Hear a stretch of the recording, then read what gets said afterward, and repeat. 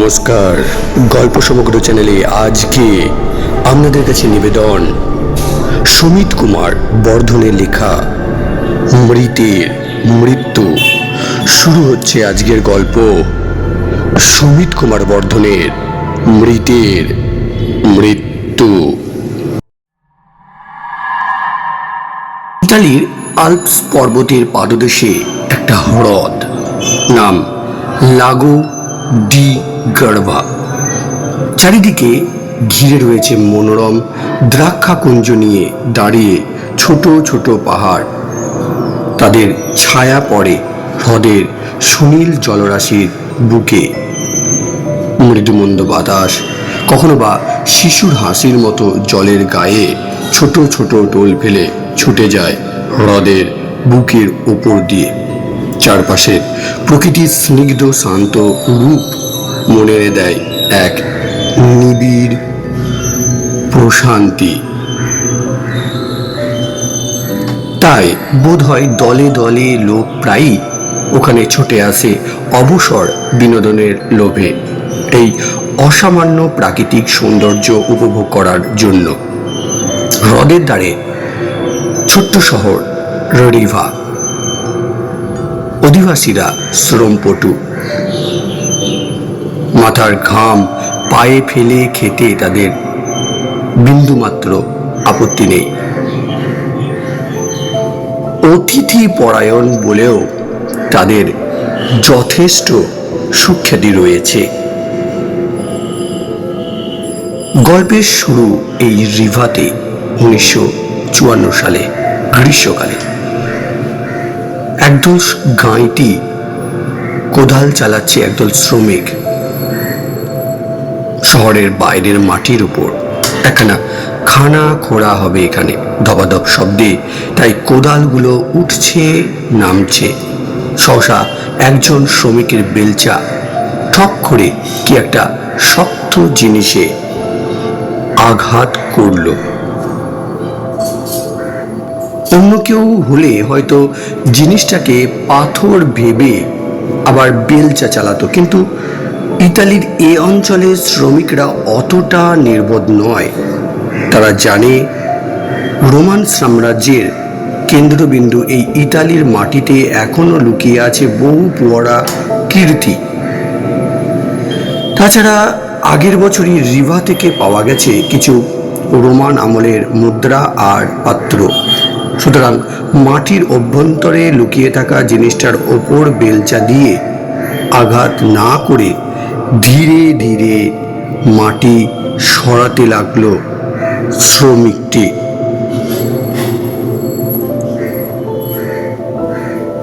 ধৈর্য নিয়ে খানিকক্ষণ কাজ করার পর দৃষ্টিগোচর হলো বস্তুটি। শ্রমিকদের ডেকে আনলো সে জিনিসটা দেখানোর জন্য। জিনিসটার উপরটুকু দেখা যাচ্ছে নানা রকম কারুকাজ করা সেখানে। পাথরের তৈরি বলেই মনে হয়, রোমান আমলের বলে মনে হচ্ছে না, মন্তব্য করলো একজন শ্রমিক। অন্যেরা নিচু হয়ে মনোযোগ দিল মাটি সরিয়ে জিনিসটাকে মুক্ত করার জন্যে। মিনিট 10 পরিশ্রম করবার পর বেরিয়ে এলো বস্তুটি। ফুট কয়েক লম্বা একটি পাথরের তৈরি শবাধার।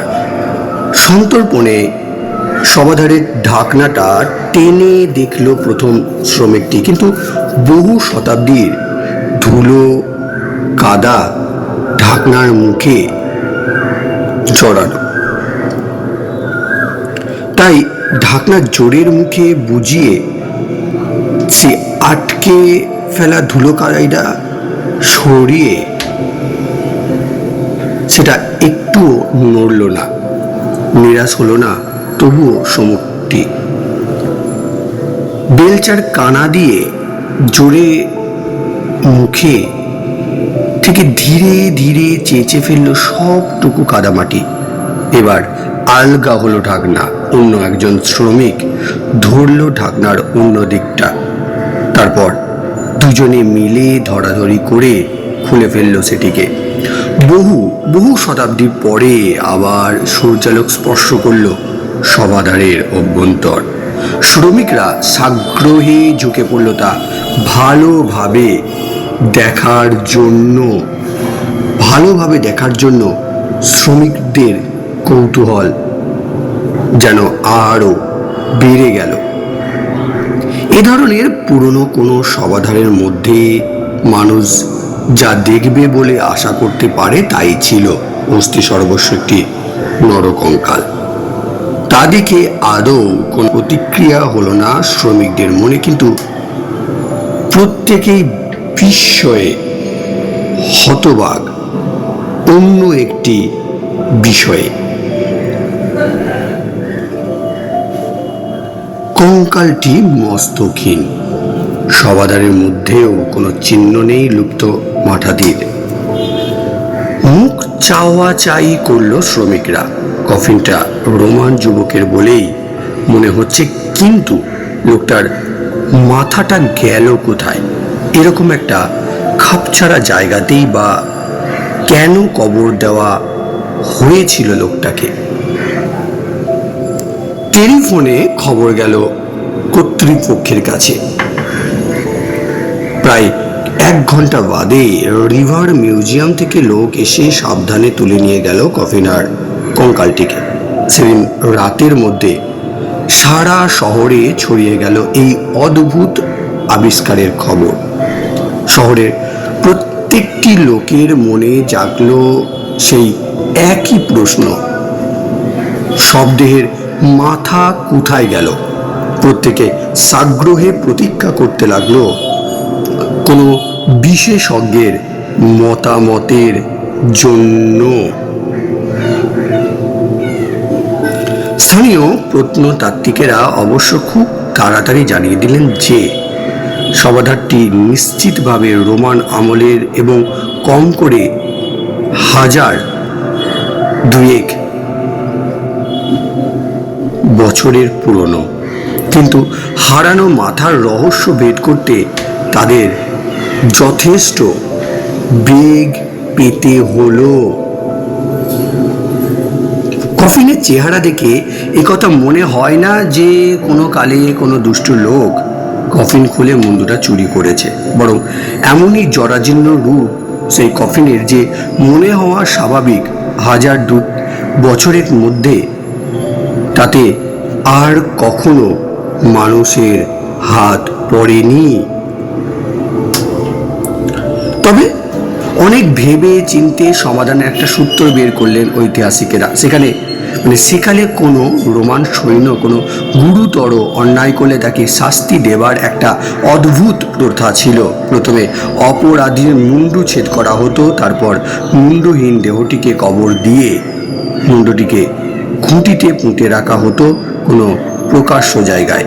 সবার চোখের সামনে একটু একটু করে পচে ক্রমে বীভৎস রূপ ধারণ করত সেই মুন্ডুটি। যেন নীরবে হুঁশিয়ার করতো সবাইকে, ওহে বাড়াবাড়ি করো না, তাহলে তোমারও এই দশা হবে। ঐতিহাসিকরা বললেন আবিষ্কৃত কঙ্কালটিও বোধ হয় এইরকম কোনো হতভাগ্যের সমাধান হলো রহস্যের। প্রত্নতাত্ত্বিকেরা এবার ঠিক করলেন সমাধার আর কঙ্কাল রাখা হবে মিউজিয়ামে, দর্শকদের দৃষ্টির সামনে। ধীরে ধীরে সযত্নে পরিষ্কার করা হলো সমাধারটিকে। গা থেকে চেঁচে ফেলা হলো মাটির শেষ চিহ্নটুকু। অস্থিগুলি একসঙ্গে ভালোভাবে জোড়া হলো তার দিয়ে। তারপর কঙ্কালটিকে রাখা হলো মিউজিয়ামের প্রধান হলঘরে। খালি সমাধারটির ঢাকনা বন্ধ করে রাখা হলো কঙ্কালের পাশেই। কয়েকদিন ধরে টুরিস্টরা তো বটেই, স্থানীয় বাসিন্দারা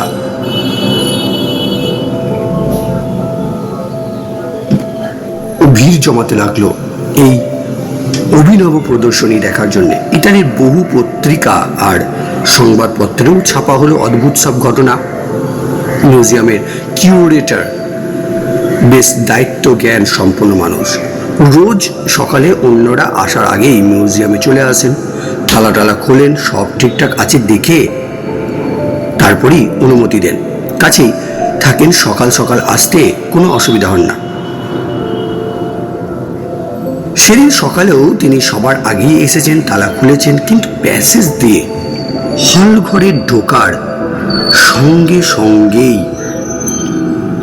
বিস্ময়ে, তার আতঙ্কে তার দৃষ্টি বিস্ফারিত হলো। কঙ্কালের পাশে রাখা সমাধারটির ঢাকনা খোলা। ত্রস্ত পদে এগিয়ে গেলেন ঘরের ভিতরে। যা দেখলেন তাতে বিস্ময় বাড়ল, বই কমল না। একেবারে চরম বিশৃঙ্খলা অবস্থা। ঘরময় ছত্রাকার হয়ে পড়ে আছে টুকিটাকি জিনিসপত্র। মরিচ পাত্রগুলো কে যেন তাদের স্ট্যান্ড থেকে এদিক ওদিক সরিয়ে রেখেছে। দেওয়ালে ঝোলানো অস্ত্র শস্ত্রগুলো কেউ কে যেন মাটির উপর ছুঁড়ে ফেলেছে। কিন্তু সঙ্গে আর একটা জিনিস দেখে শিউরে উঠলেন তিনি। লোহার প্রেমে ভর দিয়ে কঙ্কালটা তখনও দাঁড়িয়ে, সেটা যেন সামনের দিকে ঈষৎ ঝুঁকে পড়েছে। ঘাবড়ালেন না ভদ্রলোক।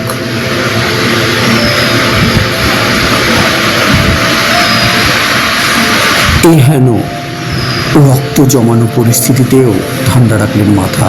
চারিদিকে একবার চোখ বুলিয়ে বোঝার চেষ্টা করলেন কিছু খোয়া গেছে কিনা। না, কিছু হারায়নি বলেই মনে হচ্ছে। অতঃপর পা চালালেন তিনি দ্বাররক্ষীটির উদ্দেশ্যে, যে সারা রাত মিউজিয়াম পাহারা দেয়। জিজ্ঞাসা করলেন তাকে রাতে কিছু আওয়াজ টাওয়াজ শুনেছে কিনা। অবাক হল রক্ষীটি। আওয়াজ? কই না, তেমন কিছু তো শোনেনি। যেমন রোজ করে তেমনই নিয়ম করে কালও তো খানিকটা পর পর চারিদিকে একবার করে টহল দিয়েছে, কিন্তু সেই রকম কোনো শব্দ টব্দ তো কানে আসেনি। ঘাড় নাড়লেন কিউরেটার। তার মানে এই সব অপ্রকৃতি ঘটেছে তোমার শেষ টহল আর আমার আসার সময়টুকুর মধ্যে। সঙ্গে করে রক্ষীটিকে ওপরে নিয়ে গেলেন। কিউরেটরে কি ঘটেছে দেখার জন্যে। ঘরের অগোছালো চেহারা দেখে আশ্চর্য হলো দ্বাররক্ষী। কাল রাতে এত কাণ্ড ঘটে গেছে আর সে কিছু টের পায়নি পর্যন্ত। বিস্ময়ের ভঙ্গিতে মাথা নাড়তে নাড়তে ঘর থেকে বিদায় নিল সে। খানিক বাদে মিউজিয়ামের অন্যান্য কর্মচারীরাও এলো। এসব কাণ্ড কারখানা দেখে তারাও কম অবাক হলো না। হয়তো এই নিয়েই সারাদিন ধরে জল্পনা টল্পনা চলতে লাগলো। কিন্তু কিউরেটর ভদ্রলোকটি বেশ তৎপর মানুষ, ব্যাপারটাকে বেশি বাড়তে দিলেন না। তাই সঙ্গে সঙ্গেই তিনি কয়েকজনকে নির্দেশ দিলেন ঘরটা ভালো করে পরিষ্কার করে ফেলতে। বাকিদের পাঠালেন গোটা বাড়িটা তন্ন তন্ন করে খুঁজে দেখতে যদি কোনো সূত্র পাওয়া যায়। খানিক বাদে বিফল হয়ে ফিরে এলো তারা। না, সেরকম কিছুই পাওয়া যায়নি। সব দরজা জানালা বন্ধই আছে, কোনো তালাটাও ভাঙা নেই। রাত্রে কেউ ঢোকেনি বলেই মনে হয়। চিন্তা বেড়ে গেল কিউরেটরের। চিহ্ন না রেখে গেলেই বা কেউ যে এখানে ঢুকেছিল তাতে তো সন্দেহ নেই।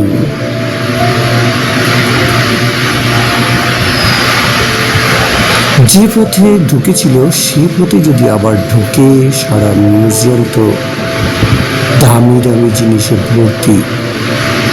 ঝুঁকি নিতে রাজি হলেন না তিনি।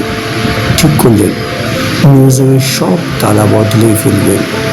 মিউজিয়ামের কর্মীদের তৎপরতায় সেদিনের মধ্যেই হতশ্রী হলঘরটা আবার আগের রূপ ফিরে পেল।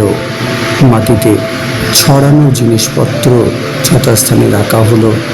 সামনে ঝুঁকে থাকা কঙ্কাল আবার আগের মতো সোজা হয়ে দাঁড়ালো। সমাধানের ঢাকাও আবার নিজের জায়গায় চড়ে বসল। সবই ঠিক হলো, কিন্তু পরের দিন সকালে গিয়ে কি দেখবে সেই চিন্তায় এবং উৎকণ্ঠায় সে রাত্রে মিউজিয়াম কর্মীদের কারোর ভালো করে ঘুমই হলো না। দ্বাররক্ষীটিও রাতের বেশিরভাগ সময় কাটিয়ে দিল হল ঘরে পায়চারি করে। কিউরেটরের রাতে ভালো ঘুম হয়নি, তাই ভোর হতে না হতে তিনি তড়ি ঘড়ি হাজির হলেন। তালা খুলে প্রবেশ করলেন হল ঘরে। না, এবার আর কিচ্ছু ওলটপালট হয়নি, সব আগের মতোই আছে। স্বস্তির নিঃশ্বাস পেলেন কিউরেটর। যাক বাবা, বাঁচা গেছে। পরপর 2টি সপ্তাহ কেটে গেল। সেদিনকার ঘটনার আর পুনরাবৃত্তি ঘটল না। কিউরেটরের মন থেকে প্রায় মুছেই এলো সেদিনের গা ছমছম করা ঘটনার কথা। কিন্তু 3য় সপ্তাহের সোমবার সকালে মিউজিয়ামে ঢুকে প্রথমবারের মতোই শিউরে উঠলেন।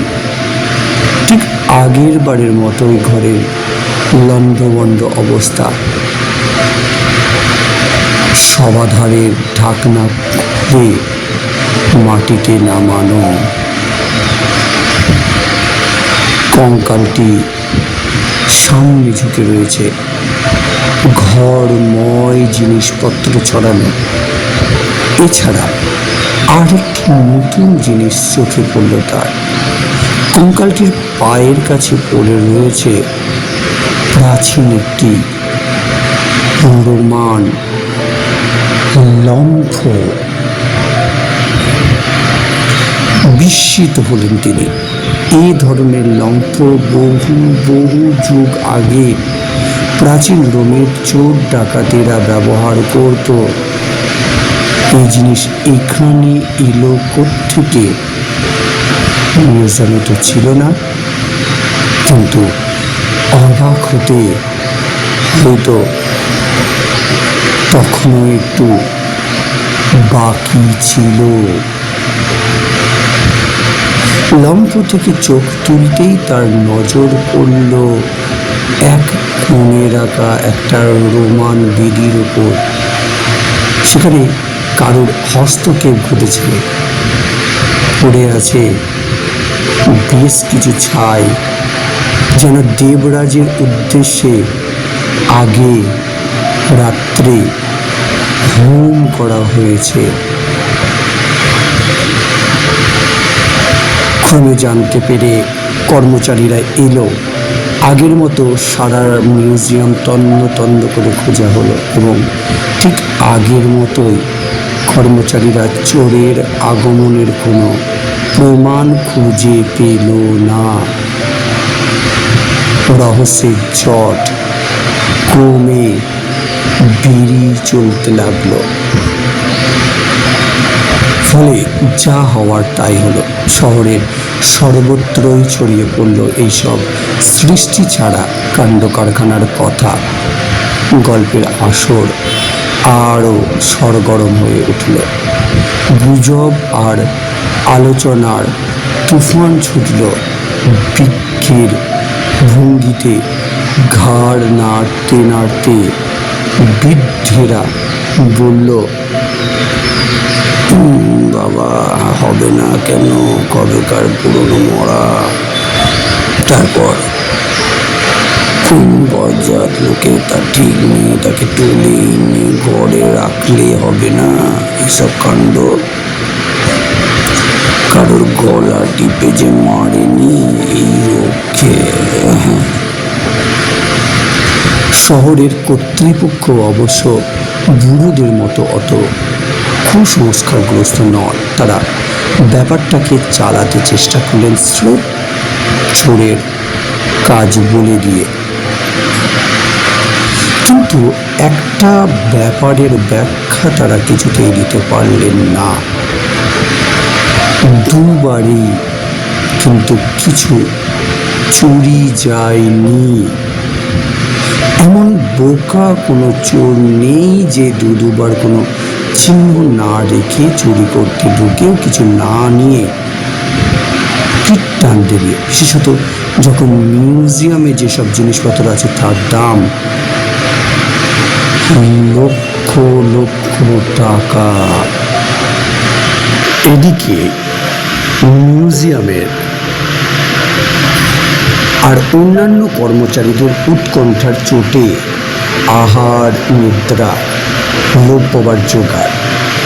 তাদের সবার মাথায় তখন সেই এক চিন্তা, আবার যদি কিছু হয়। কিছু হবার জন্য অবশ্য বেশি দিন অপেক্ষা করতে হলো না। এই ঘটনার 4 দিন বাদে কিউরেটর মিউজিয়ামে ঢুকতেই রক্ষীটি এসে সামনে দাঁড়ালো।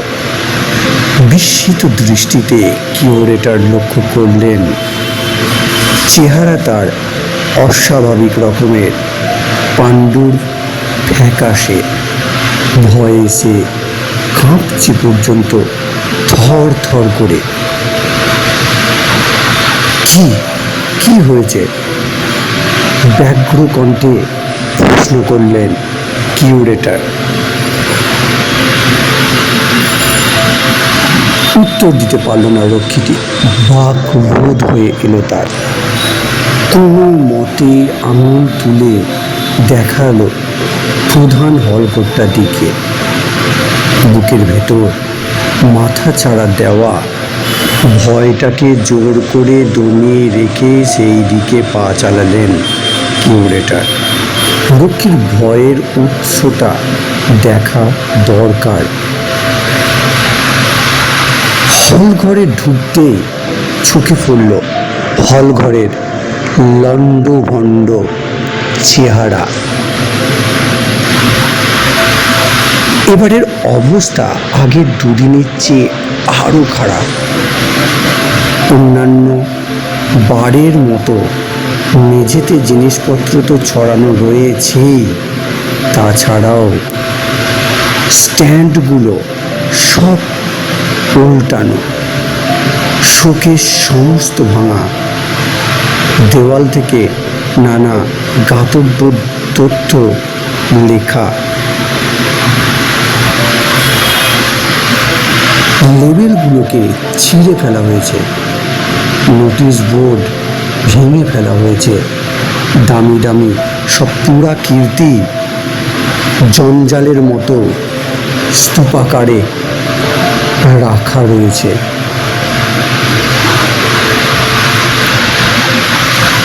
সারা ঘরময় ছড়ানো রয়েছে নানা ধরনের অস্ত্র, রোমান ছোড়া তলোয়ার তো বটেই, এমনকি বন্দুক পিস্তল পর্যন্ত। ঘরের যা চেহারা তাতে তো মনে হচ্ছে যেন ভয়ঙ্কর একটা যুদ্ধই হয়ে গেছে। কিন্তু রাত দুপুরে মিউজিয়ামে ঢুকে কেই বা মারামারি করবে? তাছাড়া রক্ষীটি ভয় বা পেল কিসে? ভয় কিসে পেল তা দেখার জন্য কিউরেটার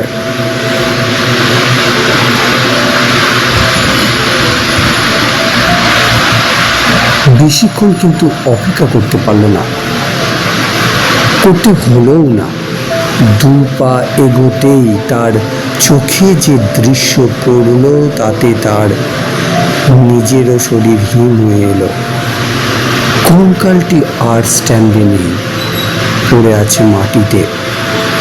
পাগুলো এদিক ওদিক বেঁকে রয়েছে অদ্ভুতভাবে, একটা হাত চাপানো বুকের ওপর, অন্যটা আড়াআড়িভাবে ছড়ানো মেঝেতে। আর তার পাঁজরের ফাঁক দিয়ে প্রবেশ করে মাটিতে গেঁথে রয়েছে একটা প্রাচীন রোমান ছুরি। দুরু দুরু বক্ষে নিচু হয়ে ভালো করে দেখার জন্য চেষ্টা করলেন কিউরেটার। না, কোনো ভুল নেই। মানুষের যেরকম জায়গায় হৃৎপিণ্ড থাকে সেই রকম জায়গাতেই ছুরিকাহত হয়েছে কঙ্কালটি। রহস্য কিন্তু রহস্যেই থেকে গেছে, আজও সমাধান হয়নি। কে লণ্ডভণ্ড করতো সারা ঘর? কঙ্কালটা কেন করতো? কিসের খোঁজে? নিজের হারানো মাথাটার? কিন্তু কেই বা ছুরি মারলো তাকে? এসব প্রশ্নে কোনো উত্তর আজ পর্যন্ত পাওয়া যায়নি, হয়তো যাবেও না। তবে আশ্চর্য ব্যাপার, কঙ্কালটা যেদিন ছুরিবিদ্ধ হওয়ার পর আর কোনোদিন জিনিসপত্র লণ্ডভণ্ড করে কাউকে জ্বালাতেও আসেনি।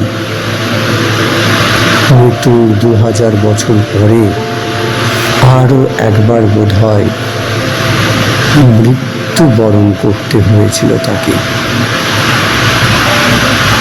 শেষ হলো আজকের সমগ্র পর্বটি মৃতের নৃত্য।